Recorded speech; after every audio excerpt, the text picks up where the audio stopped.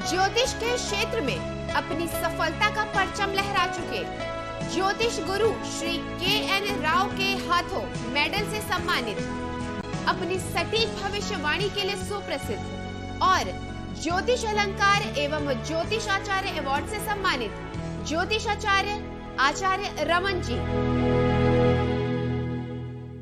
Hello दोस्तों, मैं हूं आचार्य रमन, वैदिक एस्ट्रोलॉजर गत 20 वर्षों से। मित्रों, आज का टॉपिक हमारा काफी इंटरेस्टिंग होने वाला है, क्योंकि आज का टॉपिक जो हम ले रहे हैं वो काफी लोगों से ताल्लुक रखता है। यानी बहुत से लोग जो हैं उसमें फंसे हुए हैं। और हम बात कर रहे हैं मित्रों कर्ज की, ऋण की, लोन की, डेट की। आजकल मित्रों चाहे गाड़ी लेनी हो, चाहे घर लेना हो, या कोई प्रॉपर्टी लेनी हो, दुकान लेना हो, मकान लेना हो, हर एक के लिए लोग कर्जों का इस्तेमाल करते हैं। और बैंक से हो, प्राइवेट कर्जे हो, हर जगह से कर्जे लेते हैं, लोन लेते हैं। कुछ लोगों के मित्रों लोन जो है बड़ी आसानी से उतर जाते हैं कर्जे, कुछ लोगों के बहुत देर से और मुश्किलों से उतरते हैं, और कुछ लोग तो अपने कर्जे उतार नहीं पाते और उनकी सारी सेविंग्स जो है कर्जों में ही चली जाती है। तो मित्रों, आज का हमारा टॉपिक रहेगा जिसमें हम जानेंगे कि कौन से वैसे कॉम्बिनेशन है, यानी कौन से ग्रह के कॉम्बिनेशन है कुंडली में जो एक इंसान को या एक व्यक्ति को, जातक को कर्जा लेने पर मजबूर करते हैं, और किस व्यक्ति का कर्जा आसानी से उतर जाता है, किस व्यक्ति का कर्जा नहीं उतरता। ऐसे कौन से ग्रह हैं जो कर्जा उतरने ही नहीं देते, या किसी व्यक्ति का कर्जा बहुत लंबे तक चलाते हैं, और ऐसे कौन से ग्रह हैं जिसकी वजह से कर्जा आसानी से उतर जाता है। साथ ही साथ मित्रों हम ये भी जानेंगे कि जिन व्यक्तियों का कर्जा आसानी से नहीं उतर पाता, तो वैसा व्यक्ति या वैसा जातक जो है ऐसे कौन से उपाय करे या क्या करे कि जिसमें जो है कर्जा जो है वो उतर जाए, यानी आसानी से वो कर्जा उतार सके और कुछ अपने लिए, अपनी फैमिली के लिए सेविंग्स बचा भी पाए, सारी की सारी इनकम जो है कर्जों में ना चली जाए। तो मित्रों चलते हैं, शुरू करते हैं आज का इंटरेस्टिंग टॉपिक। लेकिन मित्रों आपसे आग्रह है, अनुरोध है, रिक्वेस्ट है कि आगे बढ़ने से पहले प्लीज प्लीज प्लीज मेरे चैनल को सब्सक्राइब करें, इस वीडियो को ज्यादा से ज्यादा शेयर करें, लाइक करें, इस पर कमेंट करें, थोड़े से चैनल को मेरे आगे बढ़ाने में सपोर्ट करें।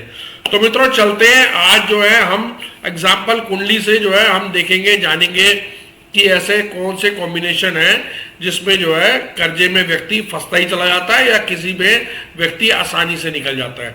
तो चलते हैं मित्रों, देखते हैं और खोलते हैं कुंडली।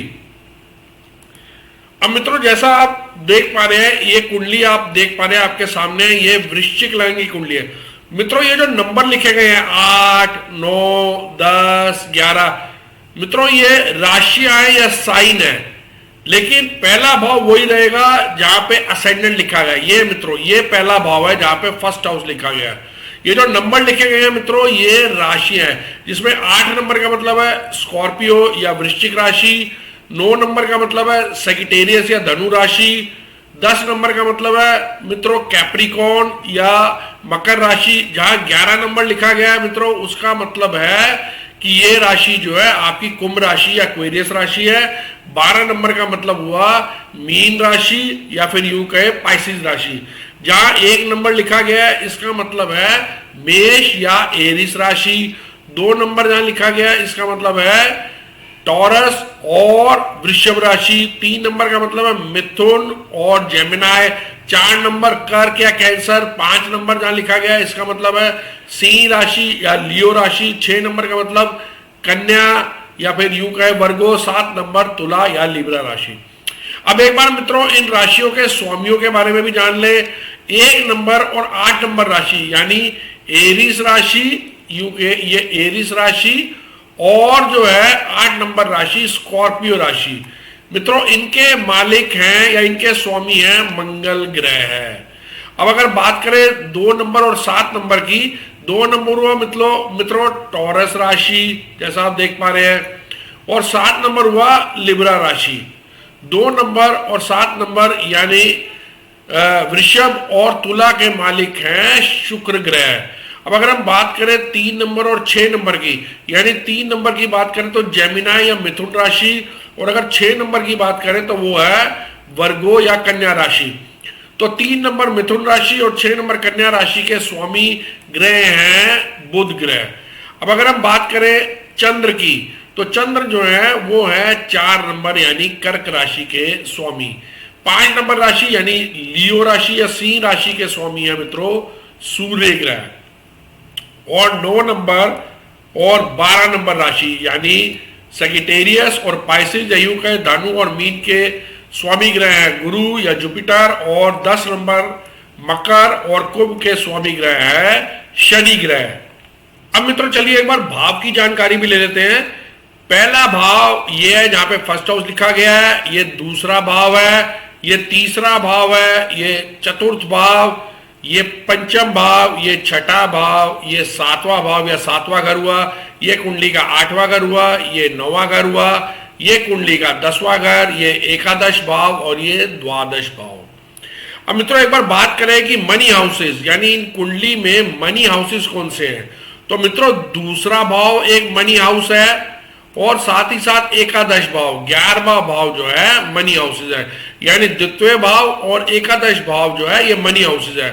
और अगर इन भावों के स्वामी कहीं छठे भाव में आ जाए या अष्टम भाव में आ जाए या फिर द्वादश भाव 12वें भाव में आ जाए तो व्यक्ति को कर्ज लेना पड़ सकता है। उनकी धन की इनकम सोर्सेज या सेविंग सोर्सेज अच्छे नहीं रहते, धन आने में कटाई होती है, सेव करने में कठिनाई होती है, तो ऐसे व्यक्तियों को लेना पड़ सकता है, कर्जा लेना पड़ सकता है, लोन लेना पड़ सकता है। साथ ही साथ अगर हम बात करें तो छठा भाव यानी 6th house is house of loan and debt, यानी छठे भाव से हम देखते हैं कुंडली में कर्जा लेना या फिर डेट होना या लोन चढ़ना। तो मित्रों अगर कहीं 9वें भाव का स्वामी या दूसरे भाव का स्वामी और छठे भाव का स्वामी ये दोनों कहीं जो है अगर अष्टम भाव में या द्वादश भाव में स्थित हो जाएं तो व्यक्ति को कर्जा लेना पड़ता है। या फिर यूं कहें कि एकादश भाव के स्वामी यानी 11th हाउस के स्वामी अगर वो कहीं छठे भाव के स्वामी के साथ कनेक्ट हो जाए कुंडली में और कहीं अष्टम भाव में या फिर यूं कहे कि द्वादश भाव में या फिर यूं कहे कि छठे भाव में बैठ जाए तो व्यक्ति को कर्जा लेना पड़ता है या लोन लेना पड़ता है। अब जैसे कि आप इस कुंडली में देख पा रहे हैं दूसरे भाव में इसमें 9 नंबर राशि है और 9 नंबर राशि के स्वामी ग्रह हैं जुपिटर या गुरु ग्रह। और छठे भाव में यानी इस कुंडली के षष्ठेश छठे भाव में 1 नंबर राशि है मेष राशि और जिसके स्वामी ग्रह हैं मंगल।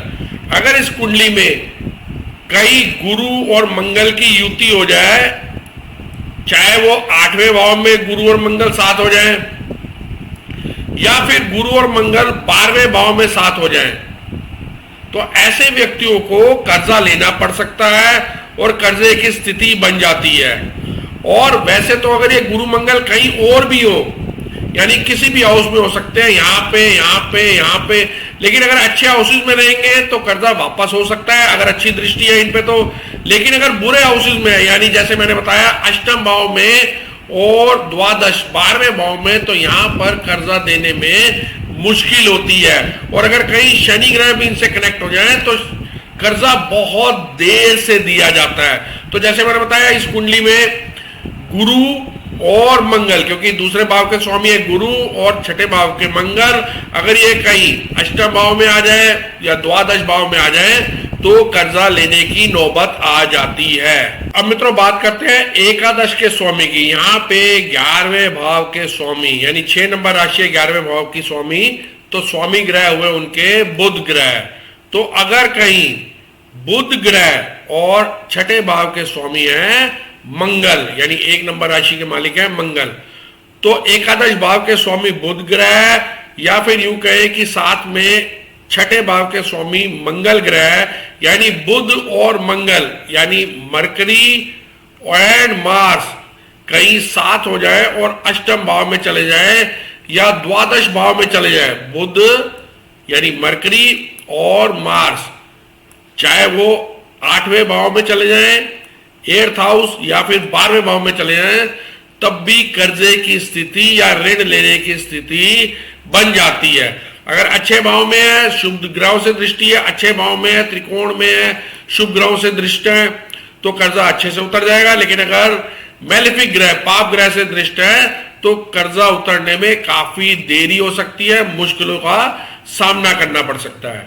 अब मित्रों जानते हैं कुछ और कॉम्बिनेशन। अगर मित्रों किसी की कुंडली में 12वें घर में सूर्य होता है, यानी 12वें घर में जिनके सूर्य होता है, वो अपनी खर्चे पर नियंत्रण नहीं कर पाते और उन्हें बार बार लोन लेना पड़ता है या बार बार कर्जा लेना पड़ता है। साथ ही साथ अगर छठे घर का स्वामी, किसी कुंडली में छठे घर का स्वामी कहीं मंगल होता है या फिर सूर्य होता है या फिर शनि होता है, अगर छठे घर का स्वामी, और साथ ही साथ अगर ये अष्टम भाव में होते हैं या फिर द्वादश 12वें भाव में होते हैं, ऐसे लोगों को भी कर्जा चुकाने में काफी मुश्किलों का सामना करना पड़ता है। अब ये बात करें कि छठे घर में अगर मंगल, यानी अगर षष्ठेश इनका मंगल है, यानी अगर किसी के छठे घर में 1 नंबर राशि है या फिर यूं कहें कि 8 नंबर राशि है, यानी मेष या वृश्चिक राशि है या फिर सूर्य की राशि सिंह राशि है, और या फिर शनि की राशि छठे घर में,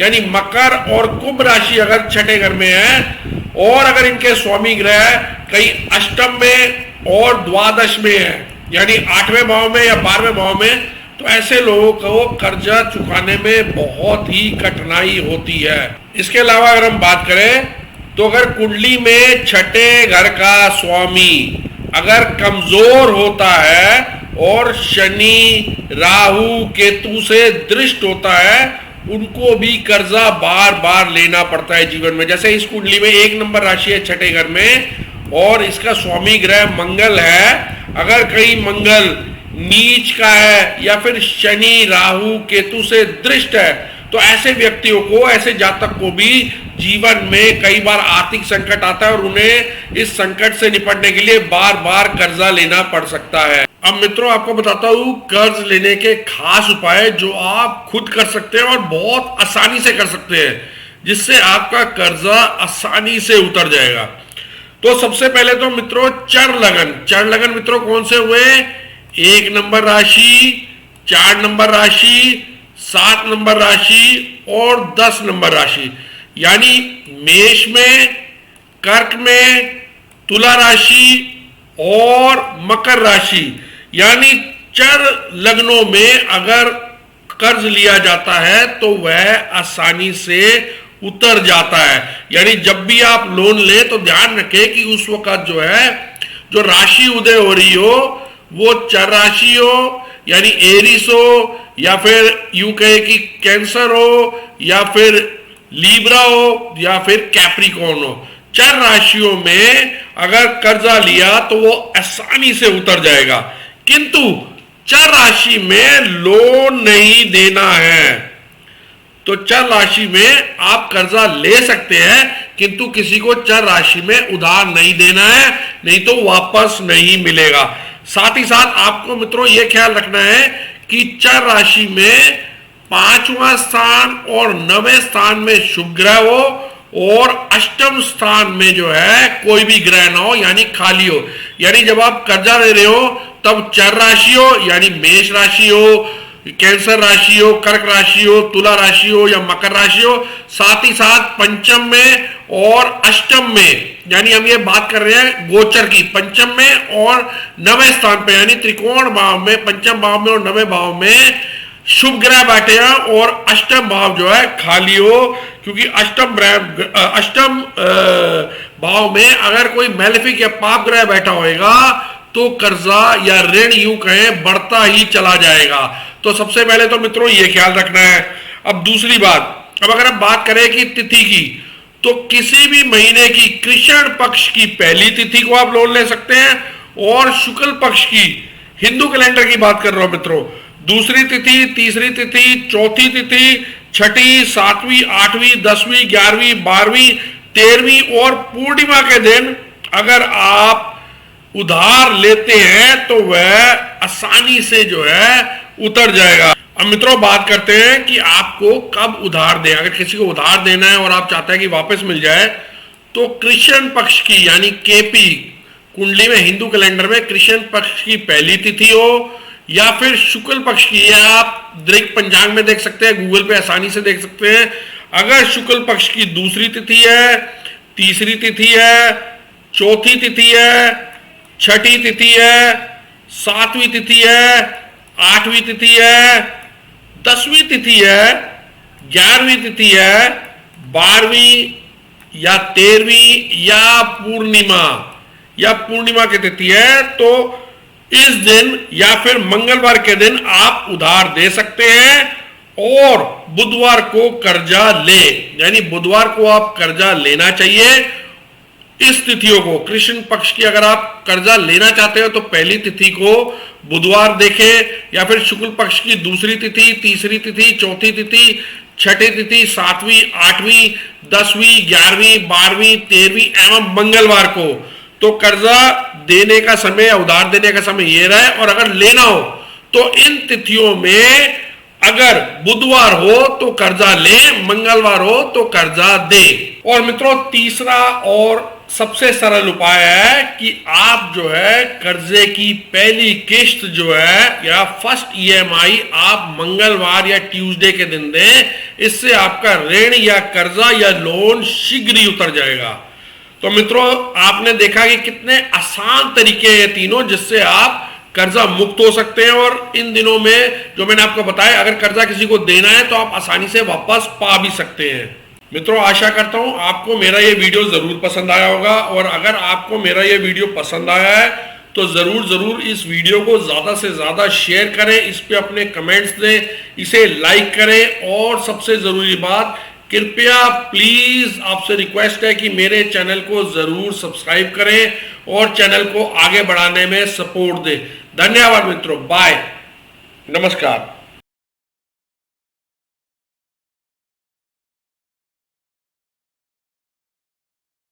अगर आप भी समस्याओं से परेशान हैं और समाधान पाकर अपने जीवन को सुखमय बनाना चाहते हैं, तो जाने माने ज्योतिषाचार्य आचार्य रमन जी से मिलकर इन सभी समस्याओं का समाधान प्राप्त करें। 3341 सेक्टर 23, हुड्डा, गुड़गांव, हरियाणा 122001। हमारे कॉन्टैक्ट नंबर्स हैं 09911 351 351, 08130 201 201। हमारी वेबसाइट है www.theindianastrologer.com।